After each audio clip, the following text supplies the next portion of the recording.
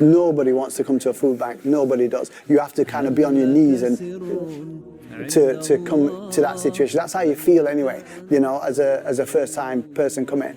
And yeah, and I felt the shame and all that kind of thing. Even though I've worked in the community all my life, so you know, I wouldn't even think that people should feel like that. But when it happens to you, you do feel like that. It's really difficult.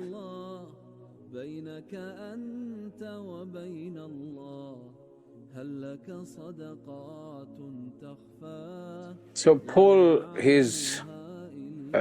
with his own difficulties and challenges of life, his personal life also involves taking care of someone.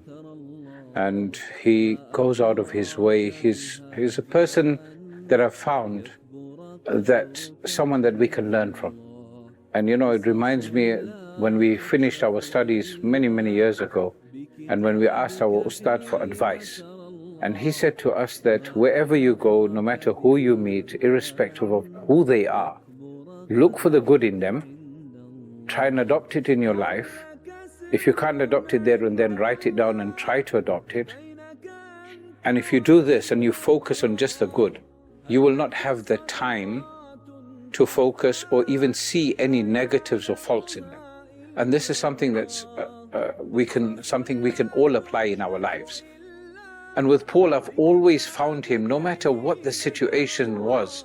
And there was a time where, you know, as you can imagine, with volunteers changing, there was a bit of a mix-up with his items and his parcel and the parcel he's been collecting for on behalf of someone else. The amount of humility that he displayed, he still maintained composure, he was very patient, and has always been a very humble person.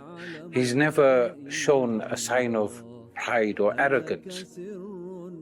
Well, he was a lifesaver for me, you know, when I first came, because there was a lot of things about because I'd been divorced and I had all kinds of issues to do with like seeing my children and things like that, you know, and so I didn't have like full paperwork to say, you know, that the kids live with me and all this, because I was going through a whole court case and things. And Mohammed was really good to sit, to listen and to work out what the situation was and what I needed, you know, and he's helped me like that very much. And he rang me up a few times to see how I was and things like that. So Mohammed's been brilliant.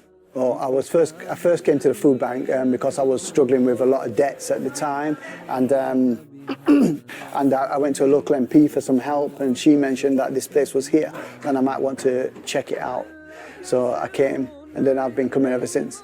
Ramadan of 2013, we get information that a local woman, not a Muslim, a local woman, single mother, can't work because of her circumstances, has small children, cannot make ends meet, and needs money to feed her children.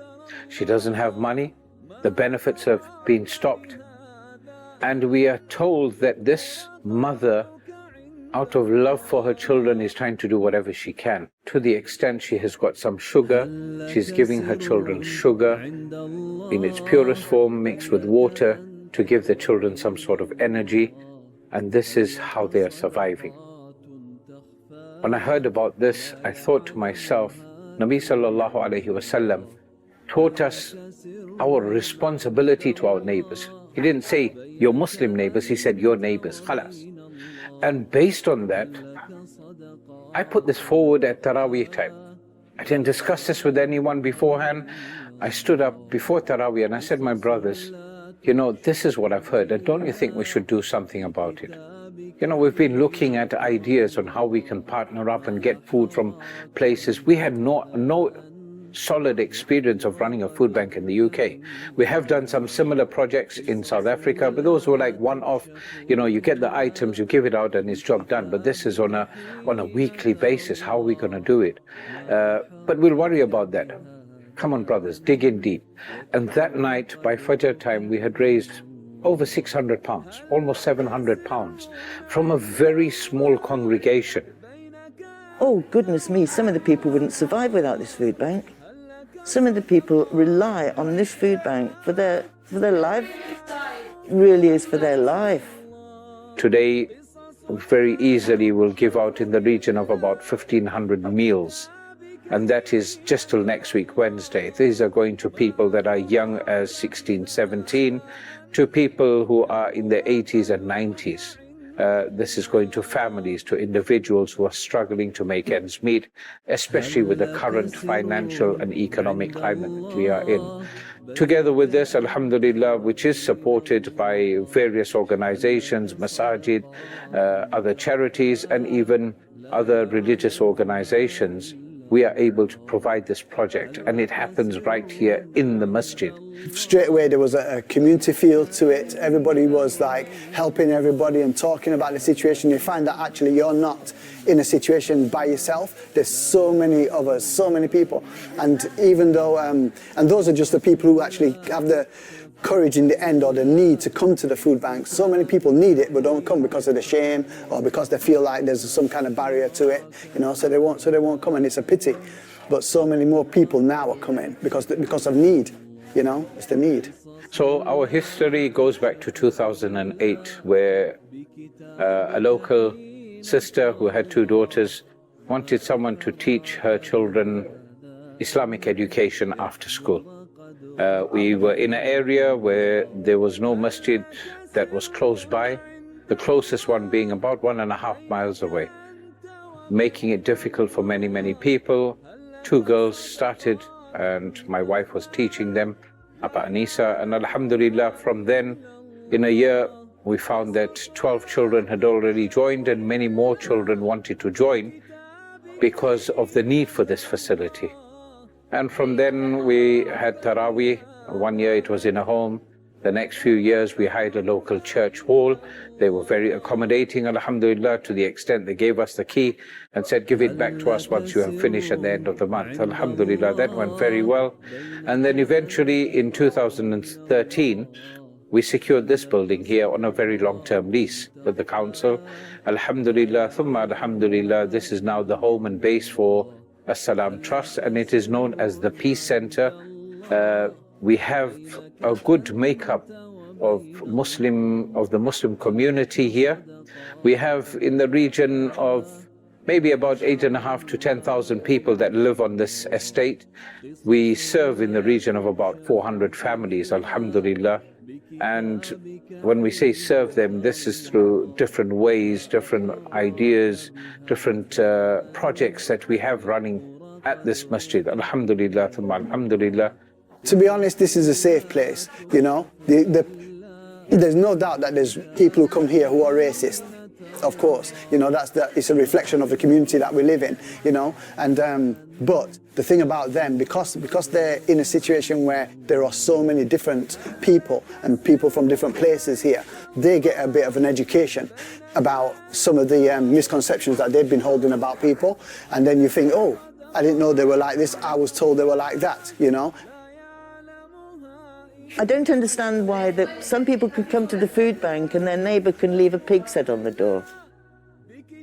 You know, what is it about the giving that people don't like?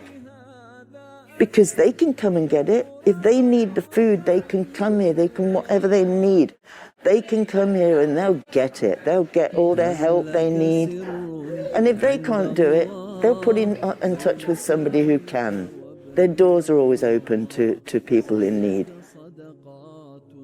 Many people misunderstood why we wanted to set up our organization. They didn't know who Muslims were. There was a lot of things in the media about so-called terrorist organizations, and we were identified and maligned with them. And because of that, we had protests. So there was that worry, the apprehension. But once we've engaged, once we've spoken to people, then those who were willing to have that dialogue, those that were willing to listen to our side of the story, those who were willing to see and understand. I'll give you a simple example. We had an open iftar once where we invited local people, and there was an elderly lady, possibly in her late 70s, early 80s. First proper interaction with Muslims, imagine, in her 70, 80 years of her life. Coincidentally, she was paired up with one of the volunteers that happened to be my wife, who wears the niqab. And she started questioning her. She said, your husband forces you to wear this? She says, no, I wear it out of my own choice. The woman thought that my wife was actually lying because she was scared of what might happen to her if I found out. And my wife reassured her, and she came up with different ideas. Yeah, when you're ironing his clothes, burn his clothes. She says, I don't iron his clothes, he irons them himself. Because she was under this notion that Muslims oppress their wives. She was under this belief that Muslims are horrible people. The members of the community who haven't had, you can see they haven't had much contact with black people, but they're here because of need and because of necessity. You know, they're standoffish at first, you know, and they have that aloof thing of like, oh, I'm better than you.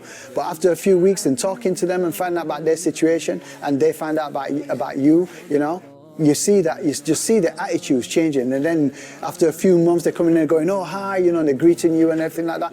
And it is a change, and it's a change within a person, you know, because at first, they are racist, but they're racist because of ignorance, not because of their heart. You know, there's two kinds of racists the way I see it. They are the ignorant ones, and there's racists who are, you know, they're racist inside. They're not just racist against black people; they're racist against their neighbour. If they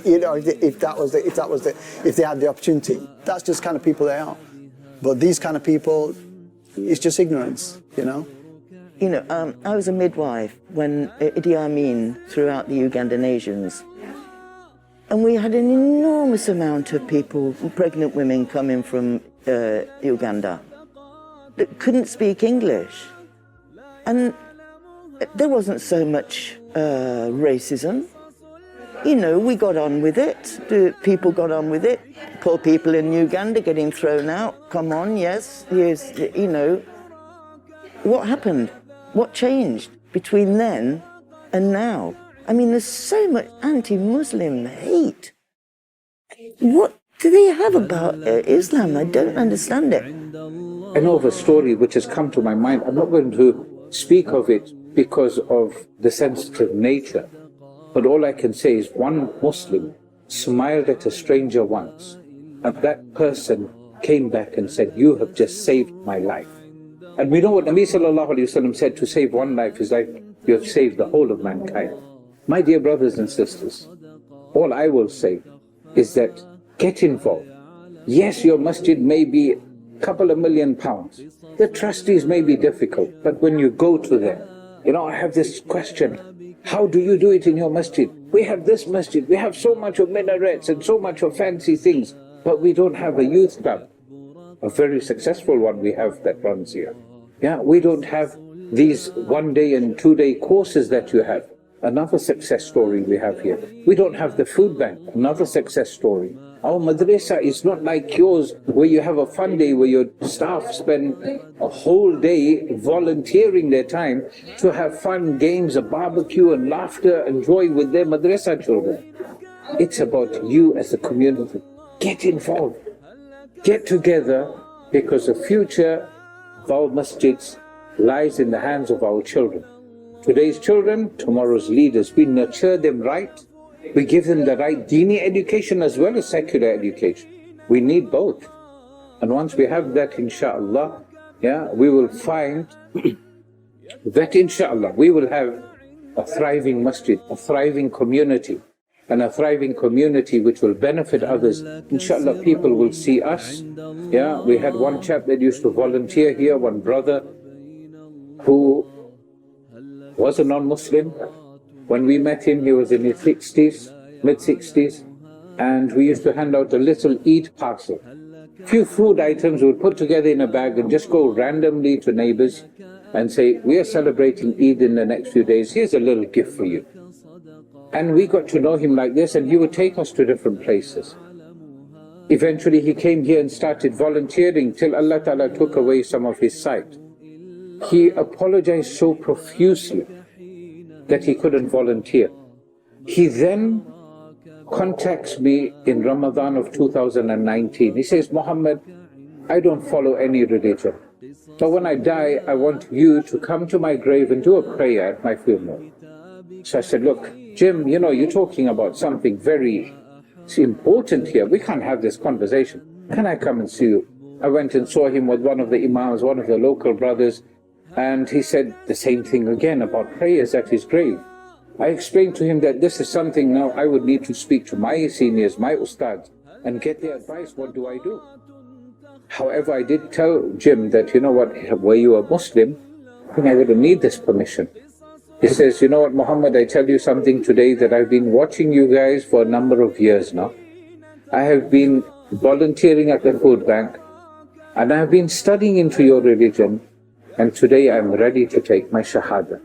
He took his Shahada on the Wednesday of Ramadan 2019, just before Eid, which fell on Friday. Friday morning he was here for Eid Salah. Thereafter he went to hospital for an appointment, which suddenly led to a sudden illness. He spent 2 months in hospital, in which time the Musallis, congregation of the Peace Center, would visit him on a rota system. So every day someone would take him some food, some snacks. One brother bought him a CD player so he could listen to the Quran. And they would visit him, and sometimes would read Salah there, and he would try and follow whatever he could. And then 2 days before Eid al-Adha, 2 months and 10 days after he has taken the Shahada, Allah Ta'ala took his ruh. He left this dunya. And when he was asked, Jim, do you want to keep your name or do you want to change it? He said there was a brother that used to pray here, Marhum brother Sayyid Iqbal Qadi. He was one of the trustees here. What a lovely brother. What a lovely brother. He was an inspiration for Jim. He said, I want to be named Sa'id because of this man's character. What I admire about them mostly is that fighting spirit. It's that, doesn't matter, let them get on with it. You know, we'll carry on doing good. You know, turn the other cheek, I think Jesus said, didn't he? Turn the other cheek. Oh, they've turned so many cheeks at this place and still going. See, what can you not admire about that? You've got to admire that, haven't you? Their staying power, their grit, their tenacity. It's just, you've got to admire it. And if you can be a part of that, then all the better. And if you can try and help other people to be a part of that. I think, considering everything, I do feel that the Muslim community could play more of a political role in the life of the country, because I think part of as a community we have a big voice, you know, but it's not used in a political way, you know, and maybe that's a good reason, but I do think at some point, you know, it can be used in a political way, you know, to actually make changes and to get changes put in place that protects the community, you know. I mean, at the moment we've got the UK breaking international law in order to send people away, you know, and those kind of things. The voice of the community should be heard, that actually this isn't acceptable, you know, just from a humanitarian point of view, never mind the politics of the situation. Who are volunteers? What are volunteers? What are their value? In my eyes, volunteers are the lifeblood of our organization. Without them, we could have all the money in the world to buy all the food in the world and to give out to as many people as we wanted, but no manpower means, you know, a lot of challenges and difficulties. And the volunteers that we have are people that come from different walks of life. Some are young, some are students, some will come and make sure they are here throughout the school holidays or college holidays, uni holidays. Some are working or studying away from the city, but when they're back in the city, they will ensure that they come here and give it the whole 100%. And that's what makes it worthwhile. When you see that a person is giving without any sort of hope of getting anything back, that is now wholeheartedness. That is genuine from the bottom of their heart. If anything, they might get a cup of tea, they might get a biscuit or a sandwich or a cake or something. But that's not even guaranteed. There's some volunteers that will come, they work in such a way that you won't even realize, you know, they're like jinnat, you know, you can't even see them. But they just come in, get on with it, they're on the ball, they know what their maqsad and their purpose of being here is, and that is building their own akhirah. We're building our dunya, we've built our dunya. Many of us have, Allah has blessed us with wealth that our generations to come can benefit from. ترى الله ما أحراك بهذا أن يكبر قدرك عند الله. هل لك سر عند الله بينك أنت وبين الله؟ هل لك صدقات تخفى لا يعلمها إلا الله؟ قصص لا تكشف إلا بكتابك حين ترى الله. ما أحراك بهذا أن يكبر قدرك عند الله.